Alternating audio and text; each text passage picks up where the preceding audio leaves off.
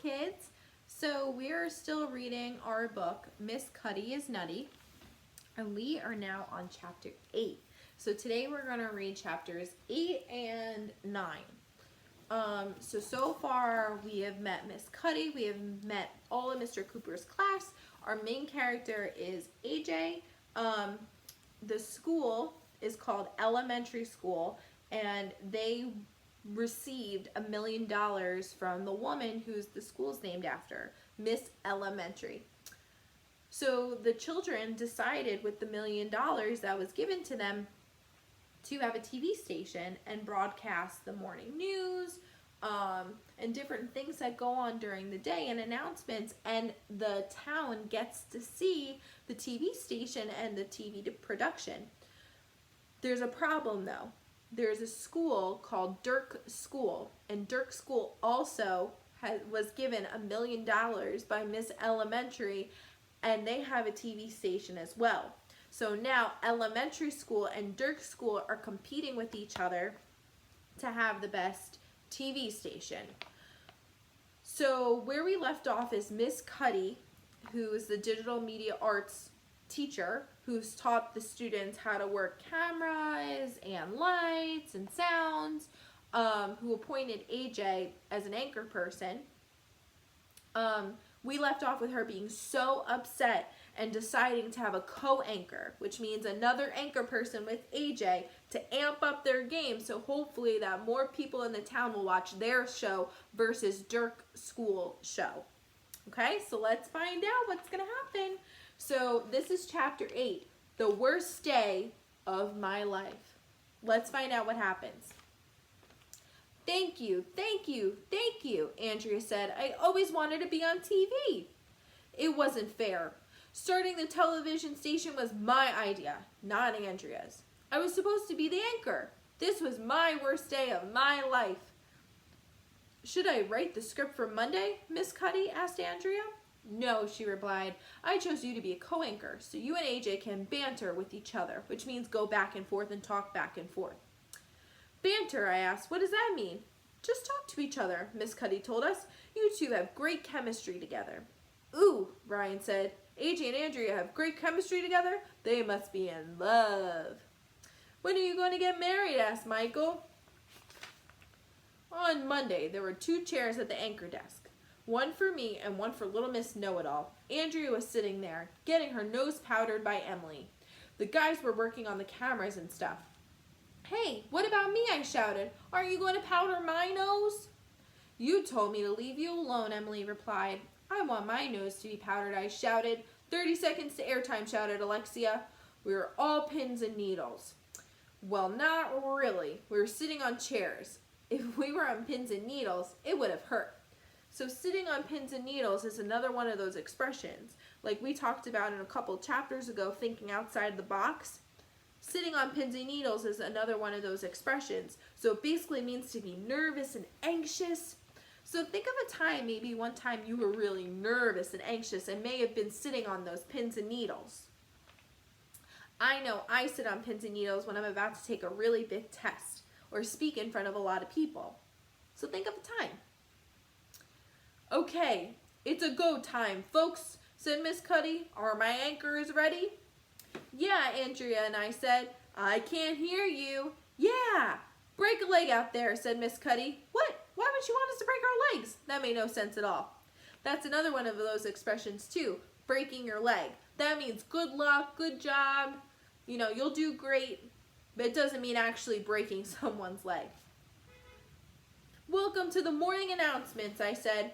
My name is AJ, and I hate school. My name is Andrea, and I love school, said Andrea. Should we start with the weather, Arlo?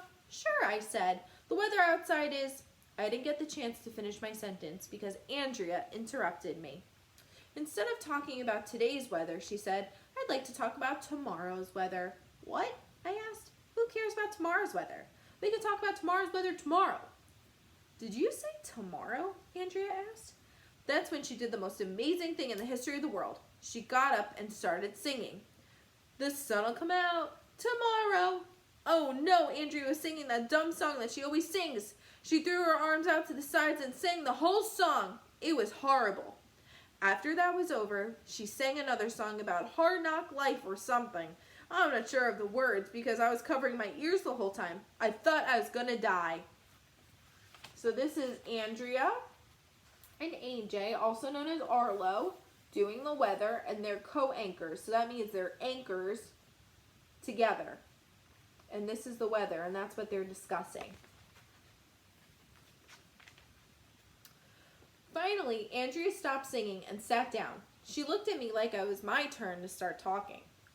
So, do we have any birthdays at elementary school today? I asked. There are no birthdays today, Arlo, Andrea said. So instead, I like to do a little dance. What? Before he could say anything, Andrea had climbed up onto the desk and started clog dancing, which is some kind of dance that plumbers do. Andrea takes clog dancing lessons after school. In fact, Andrea takes classes in everything after school. If they gave classes in nose picking, she would probably take them so she can get better at it. Finally, Andrea finished her dumb dance and sat down. Then she looked at me again like she was supposed to say something. Lunch for today will be macaroni and... I'm sorry. That's all the time we have for the announcements, Andrea. So this is Andrea dancing on top of the desk. And clog dancing is basically like tap dancing. So you're making a lot of noise with your feet. Said, have a great day, elementary students, and we will see you right here tomorrow. Then she started singing again. I love ya, tomorrow, you're always a day away. And cut, shouted Alexia. The red light on top of the camera turned off. Awesome, said Miss Cuddy. That was fantastic, Andrea. Let's see what those Dirk Jerks are doing with their morning announcements. She flipped the channel to Dirk's station. It looked like every kid in Dirk's school was out on their playground. They were all singing and dancing, and they were just like werewolves. Wow, everybody said, which is Mom upside down. That's Michael Jackson's Thriller, shouted Andrea. I've seen that video. No, shouted Miss Cuddy, not Thriller. Then she fell on the floor and started sobbing. So, in that chapter, we talked about how Andrea and AJ are kind of arguing a little bit. You know, they're supposed to be a team. And sometimes when you work with somebody on a team, it could be hard if you guys are really different people. So have you ever been in a sport where sometimes it's hard to work as a team, or maybe your coach said, you know, you got to have better teamwork? That's a huge important life lesson. Being a team player is very important for not only school right now, but when you're older like me, or older like Mrs. Halpern. Being a team player is one of those super important things that we have to learn when we're super, super young.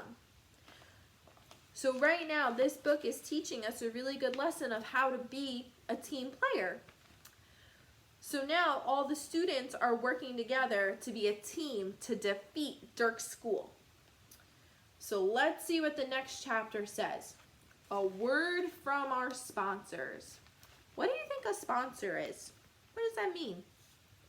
Do you have any predictions of what's going to happen next? Let's find out. It didn't take a long time for the bad news to arrive. Our ratings went down. Only 40 people tuned in to see our morning announcements. 90 people watched Dirk's school put on Thriller. This is a disaster, Miss Cuddy moaned. Everything we do, Dirk does better. I must admit, I was secretly happy that our ratings went down. If Andrea's singing and dancing had been a big hit, we would have never heard the end of it.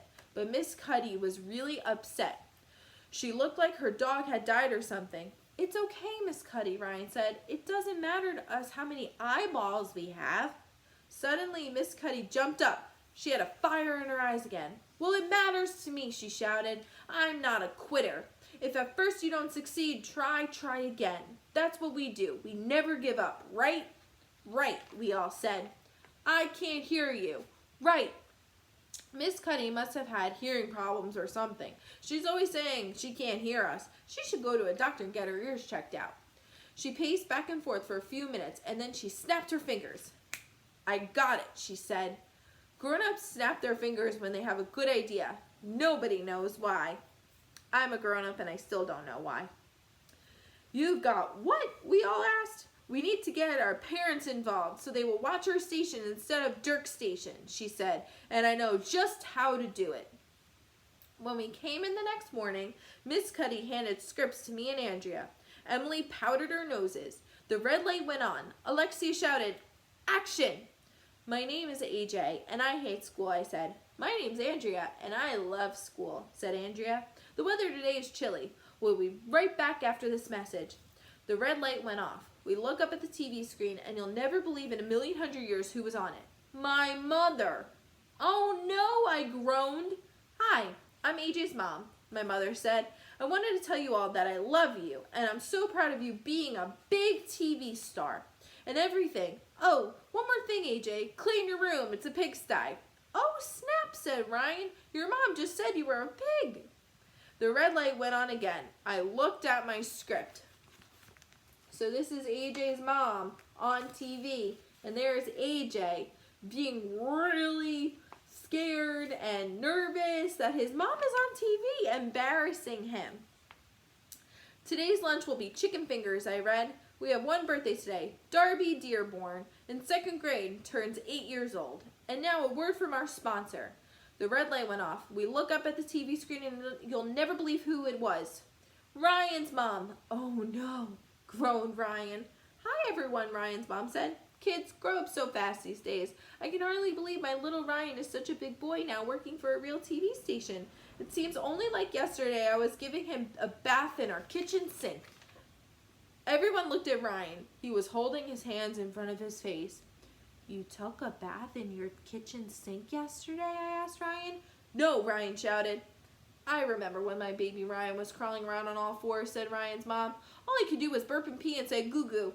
I had to wipe his little bottom for him. And now look at him." Everyone looked at Ryan. He was still holding his hands over his face. "Is she finished?" he asked. "Your mom is weird," I told Ryan. "She's always going overboard," he said. "She jumps out of boats?" I asked. The morning announcements went on forever because we had to watch commercials from everybody's parents. Finally, after we had all been embarrassed, the red light went off and it was over. "Cut!" shouted Alexia. "Fantastic," shouted Miss Cuddy. "Your parents had to watch that." Everybody wants to see themselves on TV. So that was chapter 9. So, have you ever had a time where maybe your parents embarrassed you a little bit? I know Mrs. Halpern has embarrassed me some when I was little, but that's okay because she loves me like your parents love you. So we are going to read the next time chapter 10 and 11, and that is going to be the end of our story. So make your predictions what's going to happen. Is elementary school going to beat Dirk's school? We're going to have to find out. Have a good night.